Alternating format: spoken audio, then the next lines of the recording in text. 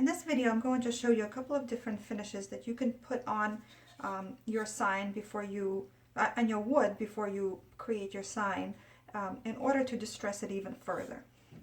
The first method that I like to use is adding a wash to your painted sign. For that, I create a very, very watered down paint. I just mix paint with a lot of water and it creates this very, very milky consistency. So this is going to be a whitewash. Actually, I'm using like a cream color paint for this. So I'm going to saturate my sponge with that, and I'm going to put this very liberally on the board. I want it to pool on the board so that it can go into all of the little nooks and crannies that are created on here. So it's going to be a nice big puddle. You want this to be very, very watery. And once you're happy with the coverage, you're going to take a paper towel and wipe it off.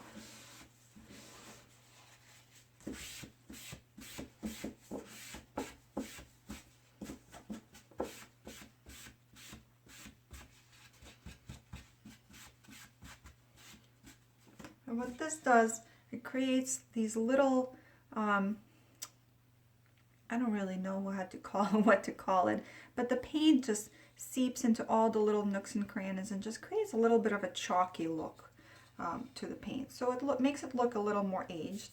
Of course, I like to do it to the sides as well. You have to be careful. This could get a little bit messy, so make sure you protect your work area.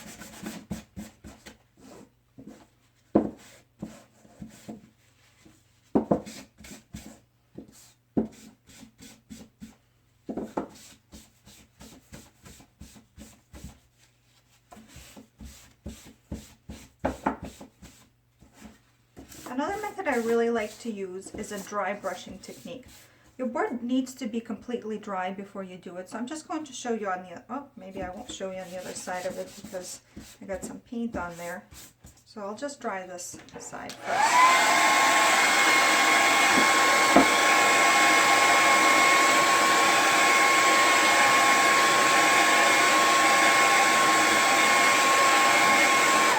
The reason you want it to be dry is because if it's wet, colors are going to get mixed together and it's going to look muddy. So for dry brushing technique, you're just going to take some paint and a very cheap bristly brush. These are very cheap at a hardware store. The cheaper the better, actually.